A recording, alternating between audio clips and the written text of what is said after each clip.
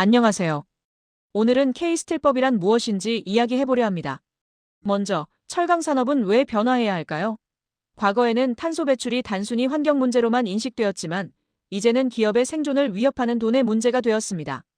가장 큰 변화의 바람은 유럽의 탄소 국경 조정 제도, 즉 CBAM에서 불어오고 있습니다. CBAM은 탄소 배출량만큼 세금을 내세요라고 요구하며 2026년부터는 탄소 배출량에 따른 인증서 구매 비용을 본격적으로 부과할 예정입니다. 이는 우리나라 수출 경쟁력에 직접적인 타격을 주어 향후 10년간 누적 3조 원 이상의 추가 비용 발생이 예상됩니다. 또한 배출량 산정을 위해 상세 공정 데이터 공개를 압박하는 등 민감한 데이터 요구도 커지고 있습니다. 유럽뿐만 아니라 미국 주도의 친환경 클럽 GASSA도 주목해야 합니다. GASSA는 글로벌 지속가능 철강 협정을 의미하며 깨끗한 철강끼리만 거래합시다라는 가치 아래 미국과 유럽이 추진하는 새로운 협정입니다. 이 협정은 저탄소 철강에는 혜택을 주고 고탄소 제품에는 벌금을 부과합니다. 여기에 참여할 수 있는 입장권은 바로 친환경 생산 기술을 가졌는지에 달려 있습니다. 이러한 위기 상황에서 과연 K스틸법은 무엇일까요? K스틸법은 위기에 처한 철강 산업을 구하기 위해 국가가 마련한 특별 지원법입니다. K스틸법은 크게 세 가지 방향에서 철강 산업을 지원합니다. 첫째, 연구개발 지원입니다. 수소로 철을 만드는 수천억 원 규모의 핵심 기술 개발을 국가가 돕습니다. 둘째, 투자 세금 감면입니다. 친환경 설비를 새로 지을 때 투자비의 일부를 세금에서 통 크게 깎아줍니다. 마지막으로 기업 협력 보호입니다. 탄소 중립을 위해 기업들이 힘을 합칠 때 공정거래법상 담합으로 처벌받지 않도록 보호하는 조항도 포함되어 있습니다.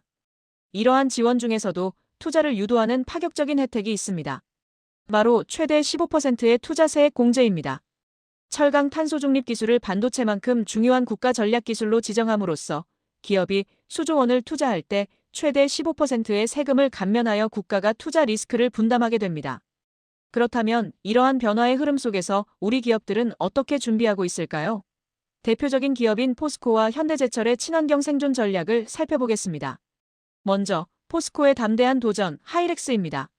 하이렉스는 석탄 대신 수소로 철을 만듭니다라는 비전을 가진 포스코의 독자적인 수소환원 제철 기술입니다.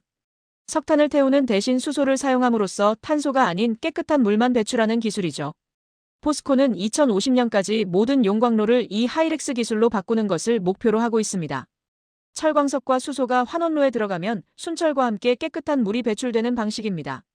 포스코는 하이렉스 도입 전 즉각적인 탄소 절감 조치로 전기 용광로, 즉 EAF 도입을 추진하고 있습니다. EAF는 전기 에너지를 이용해 고철을 녹이는 설비인데요. 이는 기존 용광로보다 탄소를 훨씬 적게 배출하며 고철을 재활용하여 친환경 철강을 생산하는 핵심 다리 역할을 하게 될 것입니다. 다음은 현대제철의 하이큐브입니다. 현대제철은 하이큐브라는 독자적인 생산 체계를 구축했습니다. 이는 수소를 활용한 원료와 고철을 가장 효율적인 비율로 섞어 자동차용 고급 철판을 깨끗하게 만들어내는 기술입니다. 전기로 기술에 수소를 더해 최고의 효율을 이끌어내는 전략이죠. 철 스크랩과 수소를 하이큐브에 투입하여 수소환원 반응을 거쳐 CO2 발생을 최소화하고 청정한 쇳물과 물을 배출하는 방식입니다. 현대제철은 이러한 친환경 생산 시스템으로의 변신을 2단계 전략으로 추진하고 있습니다. 1단계는 2030년까지 기존 전기로를 업그레이드하여 자동차용 판재를 만들고 탄소 배출을 20% 먼저 줄이는 것입니다. 2단계를 다리노키라고 부릅니다. 이어서 2단계는 2030년부터 하이큐브 공장을 본격적으로 가동하여 탄소 배출이 거의 없는 넷제로 철강을 생산하는 완벽한 전환을 목표로 하고 있습니다. 일본은 어떻게 준비하고 있을까요? 일본은 이미 국가 차원에서 거대한 자금을 쏟아붓고 있습니다. 한국과 일본의 지원 정책을 비교해보면 명확한 차이를 알 수 있습니다. 정부 지원금 측면에서 한국은 수천억에서 조 단위 규모로 연구개발 중심의 지원을 하는 반면 일본은 GX국채 발행을 통해 약 180조 원이라는 막대한 자금을 투입하고 있습니다. 핵심 혜택 면에서는 한국이 투자 세금 감면과 인허가 간소화에 집중한다면 일본은 친환경 제품을 정부가 우선 구매하는 정책을 펼칩니다. 전략 특징으로는 한국은 패스트트랙 인허가 시스템을, 일본은 총리 직속 회의를 통한 범부처 지원을 강조합니다. 글로벌 경쟁에서 뒤처지지 않기 위해서는 우리나라의 지원 규모 확대가 절실하다고 볼 수 있습니다. 이러한 전환의 과정에서 우리가 마주한 가장 큰 숙제는 바로 전력과 에너지 문제입니다. 철강을 친환경으로 만들려면 엄청난 양의 전기가 필요하기 때문입니다.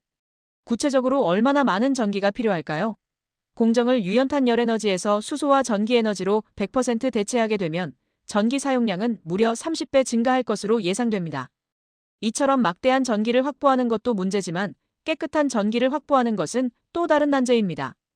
RE100, 즉 재생에너지 100% 사용이 글로벌 스탠더드가 되면서 아무 전기나 쓸 수 없습니다. 화력발전소 전기를 쓰면 친환경 철강으로 인정받을 수 없기 때문에 태양광이나 풍력 같은 재생에너지 전력이 필수적입니다. 하지만 우리나라의 재생에너지 비중은 아직도 낮은 수준에 머물러 있습니다. 더 큰 문제는 발전소에서 생산된 깨끗한 전기를 제철소까지 안전하게 보낼 고속도로, 즉 전력망이 부족하다는 점입니다. 보낼 길이 없으면 무용지물입니다라는 말처럼 전력망을 구축하는 데는 10년 이상의 긴 시간과 막대한 비용이 소요됩니다. 이는 개별 기업이 해결하기 어려운 문제이며 국가가 반드시 해결해야 할 숙제로 남아 있습니다. 마지막으로 철강 산업의 탄소 중립 전환 과정에서 발생하는 법리적 쟁점입니다. 바로 담합인가 협력인가 하는 문제입니다. 탄소 중립 공동행위가 공정거래법상 어떤 해법을 찾을 수 있을지에 대한 논의가 필요합니다.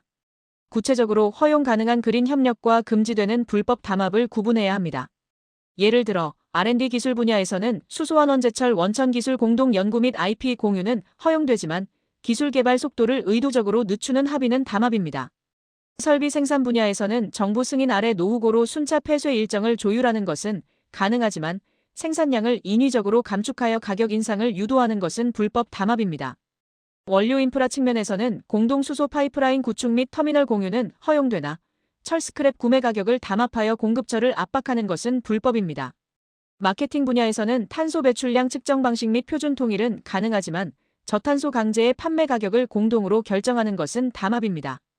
K스틸법은 사업 재편 승인 제도를 통해 정당한 공동행위에 대한 면책 근거를 제공하여 이러한 혼란을 줄이고자 합니다.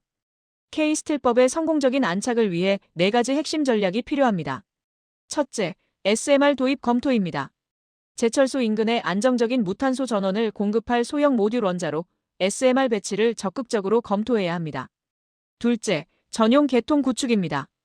K스틸법에 근거하여 철강산업단지 전용 에너지 수송 하이웨이를 구축해야 합니다. 셋째, 에너지 차등 요금입니다. 수소환원 제철 도입 기업을 대상으로 국가전략에너지요금제를 신설하는 것을 고려해야 합니다. 마지막으로 담합 규제의 유연성 제고입니다. 탄소 중립 공동행위를 전담하는 패스트트랙 인가 절차를 운영하여 기업들이 불필요한 규제 걱정 없이 협력할 수 있도록 해야 합니다. 지금까지 K스틸법에 대해 이야기한 스틸맨철 다방이었습니다. 감사합니다.